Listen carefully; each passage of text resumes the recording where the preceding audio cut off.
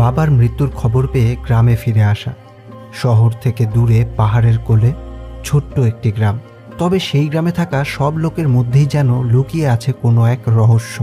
এই ছেলেটি তার বাবার মৃত্যুর রহস্য উদ্ঘাটন করতে গিয়েই জানতে পারে এই গ্রামের সেই ভয়ানক রহস্য, যেই রহস্য এত বছর ধরে এই গ্রামের লোকেদের মধ্যেই বন্দী হয়ে আছে। যে গল্পটি 8টি পুরস্কারের সাথে সাথে জিতে নিয়েছে 11টি নমিনেশন। বলছিলাম 2010 সালে মুক্তিপ্রাপ্ত সাউথ কোরিয়ান মুভি মসের কথা। তো হ্যালো ফ্রেন্ডস, ওয়েলকাম টু ওর গল্প। গল্প শুরু হয় 1978 সালে। চিয়ন নামের একজন ডিটেকটিভ চার্চের একজন ডিরেক্টরের সাথে দেখা করতে আসে।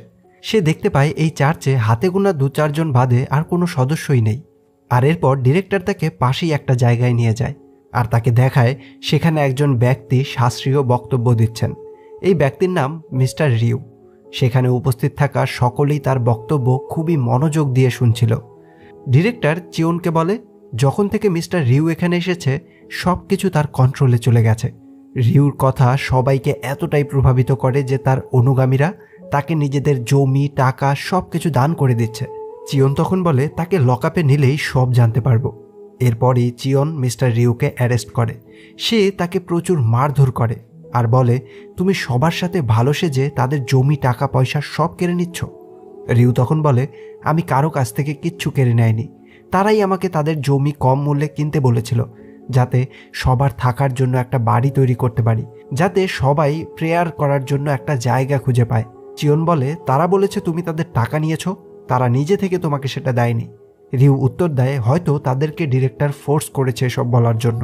চিয়ন তখন জানায় সকলেই ডিরেক্টরের সাথে এগ্রিমেন্ট করেছিল, সেখানে তাদের সিগনেচার রয়েছে। এটা দেখে মিস্টার রিউ অবাক হয়ে যায় আর সে বুঝতে পারে এই সব কিছুর পিছনে ডিরেক্টরেরই হাত রয়েছে।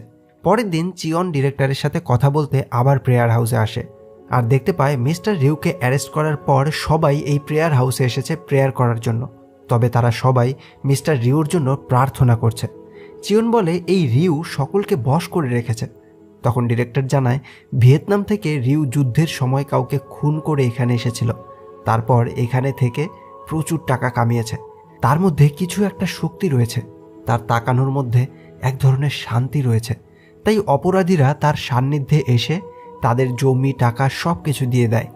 চিয়ন বলে, তাহলে তো তাকে বেশি দিন বাঁচিয়ে রাখা যাবে না, আর এই জন্যই ডিটেকটিভ একজন ক্রিমিনালকে রাতে পাঠায় রিউকে খুন করতে। রিউ ধ্যান করছিল, তখনই ক্রিমিনাল তার লকআপে ঢুকে তাকে একটা ছুরি দিয়ে প্রহার করে। রিউ সেটা দেখেও কোনো প্রতিবাদ করে না। ক্রিমিনাল রিউকে বারবার প্রহার করে, তবে এক পর্যায়ে সে নিজেই নিজের কাছে হেরে যায়। পরের দিন আরও একজন রিউকে মারতে আসে। এইবারও রিউ কোনো প্রতিবাদ করে না। সেই লোকটিও রিউয়ের এমন আত্মবিশ্বাসের কাছে হেরে যায়। কিছুদিন পর কয়েকজন মিলে রিউকে আবার মারতে আসে, কিন্তু তারাও রিউর কাছে আত্মসমর্পণ করতে বাধ্য হয়। চিয়ন এসে জানতে পারে কেউ রিউকে কোনো রকম ক্ষতি করতে পারেনি, তাই সে ক্রিমিনালগুলোর সাথে কথা বলতে আসে। তাদের কাছ থেকে জানতে চায় তারা কেন তার অর্ডার অনুযায়ী রিউকে খুন করেনি। তবে সমস্ত ক্রিমিনালই চিয়নকে বলে, যারা মিস্টার রিউকে মারতে চাইবে তারা সকলেই নরকে যাবে। চিয়নের ভীষণ জেদ হয়, তাই সে রিউর সাথে কথা বলতে আসে। সে জানতে চায় সে তাদের কি এমন করেছে যার জন্য তাকে না মেরে সবাই তার শরণাপন্ন হয়েছে। রিউ বলে, আমি কিচ্ছু করিনি, তারা নিজেরাই ভালো খারাপের মধ্যে পার্থক্যটা উপলব্ধি করতে পেরেছে। চিয়ন বলে, তাহলে তো এখন তারা তোমার রিভেঞ্জ নেওয়ার জন্য আমাকে মারতে চাইবে। রিউ হেসে বলে, আমার একটা উপকার করবে। চিয়ন প্রথমে অস্বীকার করলেও পরে জানতে চায় কি সাহায্য করতে হবে, আর রিও তাকে সবটা জানায়। পরদিন চিয়ন একটা ছোট্ট মেয়ের খোঁজে সেই গ্রামে আসে। মেয়েটির নাম ইয়ংজি। চিয়ন ইয়ংজির কাছ থেকে তার বাইবেলটা নিতে চায়। সে রিউর উল্লেখ করা বাইবেলের সেই পেজগুলোকে পড়তে শুরু করে, যেই পেজগুলোতে লেখা ছিল চোখের জন্য চোখ, দাঁতের জন্য দাঁত, হাতের জন্য হাত আর পায়ের জন্য পা। সেখানে সে 6 জনের নাম লেখা দেখতে পায়। রিউ এই 6 জনের কথাই চিয়নকে বলেছিল। তারা ইয়ংজিকে রেপ করে তাকে প্রেগনেন্ট করেছে, তারপর গ্রাম থেকে ইয়ংজিকে বের করে দিয়েছে। রিউ চিয়নকে বলেছিল তাদেরকে উচিত শিক্ষা দিতে, আর চিয়ন তাদের নিজেদের মতো করে শাস্তি দেয়। চিয়ন দেখতে পায় ইয়ংজি নিজের ন্যায় দেখে কান্না করছে। সে বুঝতে পারে রিউর মধ্যে সত্যি মানুষকে ইমপ্রেস করার মতো ক্ষমতা আছে। তাই সে রিউর সাথে আবার দেখা করতে আসে। সে রিউকে ছেড়ে দেয় আর রিউ চিয়নকে ধন্যবাদ জানায়। চিয়ন বলে, আমি প্রথমে ভেবেছিলাম তুমি গ্রামের লোকেদের বোকা বানিয়ে তাদের সব কিছু কেড়ে নিচ্ছ, কিন্তু আমি ভুল ছিলাম। তুমি সবার থেকে আলাদা। আমার জীবনে আমি অনেক ক্রিমিনাল দেখেছি, তারা লকআপে আসে, জেল খাটে, আর লকআপ থেকে বের হয়ে আবার কোনো না কোনো ক্রাইম অবশ্যই করে। তাদের মধ্যে কোনো রকমের পরিবর্তন আসেনি, কিন্তু তোমার সাহায্যে আমি তাদেরকে চেঞ্জ করতে পারবো। রিউ বলে, এমন কি কোনো ক্রিমিনাল আছে যারা পরিবর্তন হতে চায়? চিয়ন বলে, অবশ্যই আছে, এমন অনেকেই রয়েছে। আর এরপরেই কেটে যায় 25টি বছর। রিউ এবং চিয়ন দুজনেই বৃদ্ধ হয়েছে। আর 25 বছর পরেই এক রাতে রিউ মারা যায়। চিয়ন তার লোকেদের কাছ থেকে এটা শুনতে পেয়ে বিশ্বাসই করতে চায় না। সে মিস্টার রিউর চোখের পাতা খুলে দেখতে বলে সে সত্যি মারা গেছে কিনা। আর এরপরেই সে নিশ্চিত হয় যে সত্যি সত্যি মিস্টার রিউ এবার মারা গেছে। পরের দিন সকালে হেইকুক নামের একজন ব্যক্তি গাড়ি চালিয়ে কোনো একটা জায়গায় আসছিল। রাস্তায় সে পার্ক নামের একজন ব্যক্তিকে কল করে। পার্ক একজন প্রসিকিউটর, তার সাথে হেইকুকের পার্সোনালি শত্রুতা রয়েছে। তাই হেইকুক উপহাস করার জন্য পার্ককে কল করে, কারণ তার কারণেই পার্কের ট্রান্সফার হয়েছে। আসলে পার্কের সাথে কথা বলার সময় হেইকুক সব কিছু রেকর্ড করে নিয়েছিল, আর তারপর সেটা পার্কের সিনিয়রকে শোনালে তার সিনিয়র শাস্তিস্বরূপ পার্ককে ট্রান্সফার করিয়ে দেয়। পার্কও তখন হেইকুককে খোঁচা মেরে বলে, আমিও শুনেছি তোমার জব চলে গেছে, একই সাথে তোমার স্ত্রীও তোমাকে ডিভোর্স দিয়েছে। মনে রেখো, আমি এখনও তোমার উপর নজর রাখছি। তোমার সামান্য ভুল তোমার জন্য বিপদ নিয়ে আসতে পারে। হেইকুক এরপর সেই গ্রামে আসে। সে আসলে মিস্টার রিউর ছেলে, আর সে তার বাবার মৃত্যুর খবর শুনেই এখানে এসেছে। কিন্তু সেখানে সবাই তাকে দেখে অবাক হয়ে যায়, কারণ আজ পর্যন্ত তারা কখনোই রিউর ছেলেকে দেখেনি তার বাবার খোঁজ নিতে। চিয়ন এখন গ্রামের চিফ অর্থাৎ গ্রামের মেয়র হয়েছে, তাই সে হেইকুককে ওয়েলকাম জানায়। হেইকুক তার বাবার ডেড বডি দেখে ইমোশনাল হয়ে পড়ে। রাতে চিফ তার বিশ্বস্ত 3 জন কর্মীর সাথে ডিনার করছিল। এই 3 জন কর্মীর নাম হচ্ছে সিয়ক, ডিয়ক এবং সাং। রাতে হেইকুক সবার সাথে ডিনার করতে আসে। সবাই তাকে ড্রিঙ্কস অফার করে। হেইকুক জানায় সে ড্রিঙ্ক করে না। সত্যি বলতে সে তাদের বিশ্বাস করতে পারছিল না, তবে চিফের কথায় সে ড্রিঙ্ক করতে রাজি হয়। সেই ডিনারে একজন পুলিশ অফিসারও আসে। ডিনার শেষে যখন ওই পুলিশ অফিসার চলে যাচ্ছিল, তখন হেইকুক তার কাছে জানতে চায় সে কি তার বাবার মৃত্যু নিয়ে ইনভেস্টিগেশন করবে না, তার বাবার মৃত্যুকে কনফার্ম করবে না। পুলিশ বলে সব কিছু হয়ে গেছে, চিফ দুপুরেই সব করে নিয়েছে। হেইকুক তখন জানতে চায়, কিন্তু ডাক্তার ছাড়াই কি করে তার বাবার মৃত্যুর কনফার্মেশন হলো? তখন চিফ কল করে আগামীকাল ডাক্তারকে আসতে বলে। হেইকুকের কাছে তার বাবার মৃত্যু নর্মাল মনে হচ্ছিল না, তাই সেই প্রপার ইনভেস্টিগেশন চাচ্ছিল। পরের দিন ডাক্তার এসে জানায় বার্ধক্যের কারণে মিস্টার রিউর মৃত্যু হয়েছে। তখন চিফ এসে হেইকুককে বলে, তুমি আমাদের সকলকে সন্দেহ করে আমাদেরকে আরও আনকমফোর্টেবল করে দিচ্ছ। তোমার বাবার স্বাভাবিক মৃত্যু হয়েছে। ফিউনারেল শেষে ডিয়ক এসে চিফকে জানায় হেইকুক এখানে কিছুদিন থাকতে চাচ্ছে। এতে চিফ চিন্তিত হয়ে পড়ে, তবে বেশি কিছু না বলে সে হেইকুককে একটা স্টোরে থাকার পারমিশন দেয়। ডিয়ক তাকে সেই স্টোরে নিয়ে আসে। সে হেইকুকের কাছে জানতে চায় সে কবে এখান থেকে চলে যাবে। হেইকুক বলে, কেন? ডিয়ক তখন বলে, কারণ তুমি এখানে থাকলে আমাদের আনকমফোর্টেবল ফিল হবে। তবে সে এই বিষয়ে আর কিছু বলে না। সোজা স্টোরে এসে একটি মেয়েকে রুম ক্লিন করতে দেখে। এই মেয়েটি হলো ইয়ংজি। 25 বছর পর ছোট ইয়ংজি এখন অনেক পরিণত হয়েছে। ইয়ংজি তাকে রুম দেখিয়ে দেয়। রাতে হেইকুক কম্পিউটারে কাজ করতে চাইলে দেখতে পায় এখানে ওয়াইফাই নেটওয়ার্ক নেই। এই জন্যই সে বাইরে আসে এই কথাটা বলতে। তবে তখনই সে লক্ষ্য করে সিয়ক ইয়ংজির রুম থেকে বের হয়ে যাচ্ছে। সিয়ক যাওয়ার পর এক এক করে সাং এবং ডিয়ক ইয়ংজির কাছে আসে। হেইকুক বুঝতে পারে তারা 3 জনই ইয়ংজির কাছে এসেছিল প্লেজার নিতে।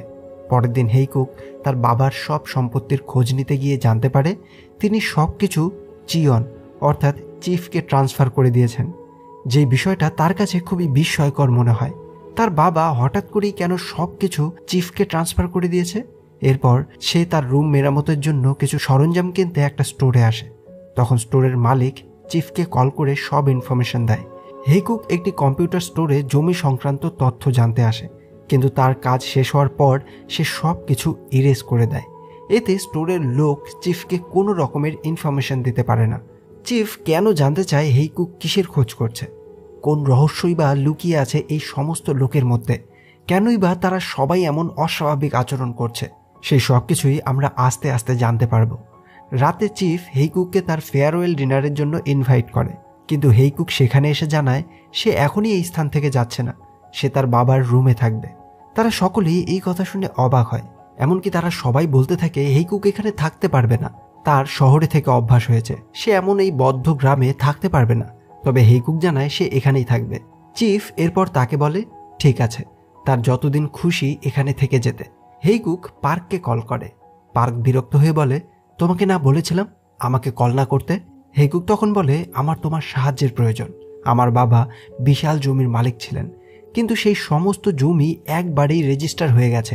যদি তিনি সত্যি সত্যি জমি বিক্রি করতেন তাহলে তার অ্যাকাউন্টে টাকা থাকতো, কিন্তু তার অ্যাকাউন্টে কোনো টাকাও নেই। সেই জমিগুলো এই গ্রামের চিফের নামে ট্রান্সফার হয়েছে। সে পার্ককে এই সব কিছু বলতে বলতেই তার রুমে আসে, আর রুমে এসেই সে একটা শব্দ শুনতে পায়।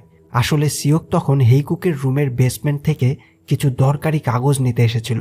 সিওক হেইকুককে রুমে আসতে দেখে কাগজ নিয়ে লুকিয়ে পড়ে। হেইকুক এই শব্দ শুনে বেসমেন্টে আসে চেক করতে, কিন্তু সেখানে সে তেমন কিছুই দেখতে পায় না। আর এই জন্যই পরের দিন সে তার রুমের সামনে একটা সেন্সার লাইট লাগিয়ে দেয়, যাতে এর সামনে কেউ আসলেই লাইটটা জ্বলে ওঠে। তারপর সে চিফের সাথে কথা বলতে আসে। সে জানায় সে বেসমেন্টে একটা অ্যাকাউন্ট খুঁজে পেয়েছে, যেখানে অনেক নাম্বার রয়েছে, তবে যেগুলোর মানে সে বুঝতে পারছে না। তাই সে চিফের সাহায্য চায়।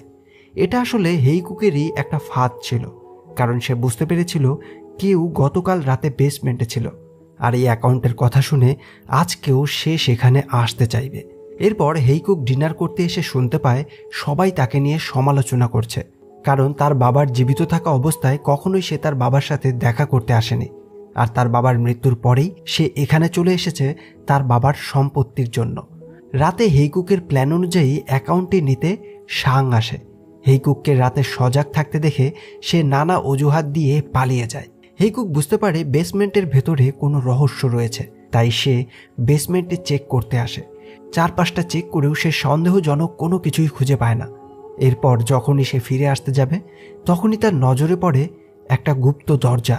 সেই গুপ্ত দরজার পেছনেই রয়েছে একটা টানেল, যেই টানেলের মধ্য দিয়ে হাঁটতে হাঁটতেই সে সোজা পৌঁছে যায় সিওকের রুমের পাশে। সে সিওককে চিফের সাথে তার ব্যাপারে কথা বলতে শোনে। তারা তার ব্যাপারে সব রকমের ইনফরমেশন নিয়েছে, তার চাকরি চলে গেছে, তার স্ত্রী তাকে ডিভোর্স দিয়েছে, এই সব কিছুই। হেইকুক এই সব শুনে আবার তার রুমে ফিরে আসে। সে তার রুমে এসেই একটা ক্যাসেট প্লেয়ার দেখতে পায়।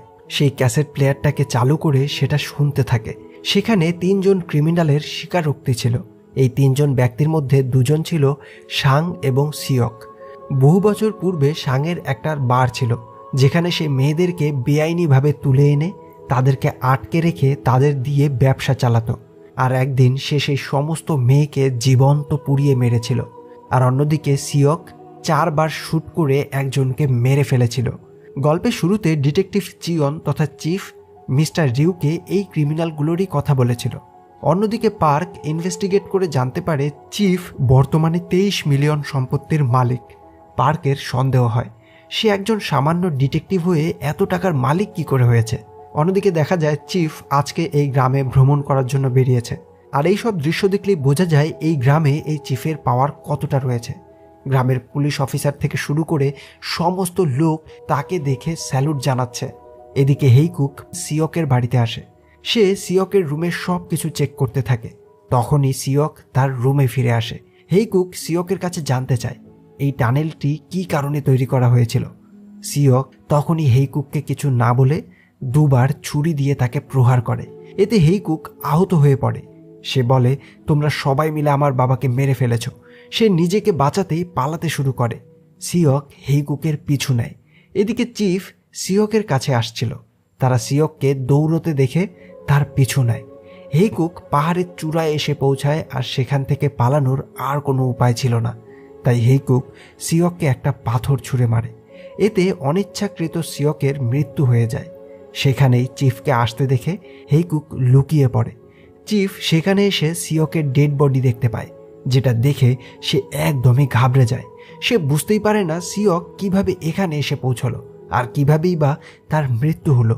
তখন হেইকুক মাটি দিয়ে নিজের গায়ের রক্ত মুছে নিয়ে সেখানে আসে আর জানায় সে চিৎকার শুনেই এখানে এসেছে। তবে চিফের সন্দেহ হয় আর হেইকুক সিওকের রুমে এসে তাড়াতাড়ি করে সেখানে পড়ে থাকা তার রক্ত পরিষ্কার করে নেয়। চিফও তখন সিওকের রুমেই আসে কি হয়েছিল সেটা দেখতে।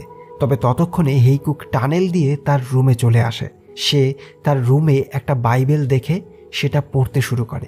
এই বাইবেলটি ইয়ংজির ছিল, যেখানে আই ফর আই লেখাটা দেখে সে পার্ককে কল করে। সে জানায় তার জন্যই একজনের মৃত্যু হয়ে গেছে আর এই কারণেই সে আত্মসমর্পণ করতে যাচ্ছে। তবে তখনই পার্ক বলে, বোকামি করো না, আমি চিফের ওপর ইনভেস্টিগেশন শুরু করেছি। অন্যদিকে সিওকের ফিউনারেলে সাং ভীষণ কান্না করে, কারণ তারা দুজন একসাথে 25 বছর কাটিয়েছে। সাং চিফকে বলে, এমন মনে হচ্ছে মিস্টার রিউ প্রতিশোধ নিতে নিজে ফিরে এসেছে। আমি হেইকুককে ছাড়ব না। তবে চিফ বলে, এমন কোনো কিছু করো না যাতে বিপদ আরও বাড়ে। যদি সে নিজে এই গ্রাম থেকে চলে না যায় তাহলে আমি সেটার ব্যবস্থা নেব। তখন হেইকুক এসে এই সব কিছু শুনতে পায়। সাং হেইকুককে বলে, যদি আমি তোমাকে সব কিছু বলি তাহলে কি তুমি এখান থেকে চলে যাবে? তাহলে আজ রাতে আমার বাড়িতে এসো। এদিকে পার্কের সাথে দেখা করতে চিফ আসে। চিফ জানতো হেইকুকের সাথে পার্কের শত্রুতা রয়েছে, তাই সে তার ব্যক্তিগত প্রয়োজনে পার্ককে কাজে লাগাতে চাইছিল। তবে পার্ক বলে, হেইকুক আমার মতো প্রসিকিউটরের কেরিয়ার শেষ করে দিয়েছে। তার যদি কিছু হয় তাহলে আপনি সারা জীবনের জন্য জেলে থাকবেন, কারণ হেইকুককে আমি নিজে হাতে শাস্তি দেব। এই বলেই পার্ক সেখান থেকে চলে যায়। অন্যদিকে রাতে হেইকুক সাংয়ের কথা মতো তার সাথে দেখা করতে আসে। সে আসতেই সাং তাকে মারতে শুরু করে। সে তাকে বেধড়ক মেরে ঘরের খুঁটির সাথেই বেঁধে দেয়। এরপর তাকে খুন করার জন্যই হাতিয়ার আনতে যায়। হেইকুক ইয়ংজিকে দেখে তার কাছে সাহায্য চাইতে যায়, তবে তার মুখটা বাধা থাকায় সে তাকে ডাকতে পারছিল না। আর এই জন্যই হেইকুক লাইটার দিয়ে পুরো বাড়িতেই আগুন ধরিয়ে দেয়। বাড়িটি কাঠের তৈরি ছিল, তাই দাউ দাউ করে জ্বলতে শুরু হয়ে যায়। সেই বাড়িতে চিফের অনেক জরুরি কাগজপত্র ছিল। সাং বাড়িতে আগুন লাগতে দেখে হেইকুককে রেগে মারতে আসে, তবে তখনই ইয়ংজি সাংকে বাধা দেয়। আর এই জন্যই সাং তখন বাড়ির ভেতরে প্রবেশ করে সমস্ত ডকুমেন্টস আনতে। ইয়ংজি হেইকুককে সেখান থেকে বাঁচিয়ে নেয়, কিন্তু সাং ভয়ঙ্কর আগুনে দগ্ধ হয়ে যায়। চিফ এসে দেখতে পায় সাং আগুনে পুড়ে মারা গেছে। অন্যদিকে ইয়ংজি হেইকুককে হাসপাতালে নিয়ে আসে। তবে এত কিছু ঘটে যাওয়ার পরেও হেইকুক আর এই গ্রামে থাকতে চাচ্ছিল না। তখন ইয়ংজি বলে, এত দূর এসে তুমি হাল ছেড়ে দেবে? তখনই ইয়ংজির কাছে কল আসে চিফের। ইয়ংজি জানায় হেইকুক তার সাথেই রয়েছে। রাতে ইয়ংজি চিফের রুমে আসে। তখন চিফ জানতে চায় সে কেন হেইকুককে সাহায্য করেছে। ইয়ংজি বলে, আমাকে হেইকুক ফোর্স করেছিল। চিফ তখন বলে, হেইকুক একজন ইয়াং ছেলে, তাই জন্যই তোমার তাকে ভালো লাগে, তাই না? এই বলেই চিফ ইয়ংজিকে অনেকগুলো চড় মারতে থাকে। তবে ইয়ংজি কোনো প্রতিবাদ করে না। চিফ জানায়, যদি তুমি তাকে আবার কখনো সাহায্য করো তাহলে তার পরিণাম ভালো হবে না। পরদিন হাসপাতাল থেকে ডিসচার্জ হওয়ার পর একজন পুলিশ হেইকুককে অ্যারেস্ট করতে আসে, যাকে চিফ নিজেই পাঠিয়েছে। সে সিওকের মৃত্যু ইনভেস্টিগেট করতে হেইকুককে অ্যারেস্ট করতে আসে। হেইকুক বলে, আমাকে অ্যারেস্ট করার জন্য কোনো ওয়ারেন্ট রয়েছে আপনার কাছে? পুলিশ তার কোনো কথার জবাব না দিলে হেইকুক বলে, আমাকে অ্যারেস্ট করার আগে আপনাকে আমার লয়ারের সাথে কথা বলতে হবে। এই বলেই হেইকুক পার্ককে কল করে। পার্ক পুলিশকে বলে, আপনার কোনো রাইটস নেই তাকে ইল্লিগালি অ্যারেস্ট করার। পুলিশ তখনই চিফকে কল করে পার্কের ব্যাপারে জানায়। তারা অবাক হয় পার্ক হেইকুকের শত্রু হয়েও কেন তাকে সাহায্য করছে। এরপর পার্ক এসে পুলিশ স্টেশন থেকে হেইকুককে ছাড়িয়ে নেয়। সে এখন সিওক এবং সাংয়ের মৃত্যুর ইনভেস্টিগেশন করার জন্য এই গ্রামেই থাকার পরিকল্পনা করে। রাস্তায় চিফ পার্ককে ওয়েলকাম জানালেও তিনি কৌশলে পার্ককে তার মায়ের ব্যাপারে কথা বলে এক প্রকার থ্রেটও দিয়ে দেয়, কিন্তু পার্ক সেটাকে সিরিয়াসলি নেয়নি। সে চিফের সাথে থাকা ডিয়কের ব্যাপারে জানতে চায়। হেইকুক জানায় ডিয়ক চিফের অনুগত কর্মচারী। সে চিফের ব্যাপারে অনেক কিছু জানে। চিফ যা করতে বলবে সে তাই করবে। রাতে ডিয়ক হেইকুক এবং পার্কের সাথে কথা বলতে আসে। ডিয়ক সাং এবং সিয়কের মৃত্যুতে খুবই ভয় পেয়ে আছে। সে মনে করে এইবার তাহলে তার মৃত্যুর সময় এসেছে। তাই ডিয়ক তাদের চিফের ব্যাপারে বলতে শুরু করে। সে বলে, চিফ আমাকে যা যা করতে বলে আমি তাই করে থাকি। সে তাদের এটাও বলে চিফের কথায় সে কিভাবে মানুষজনকে টর্চার করে তাদের সম্পত্তি চিফের নাম করে নিয়েছে।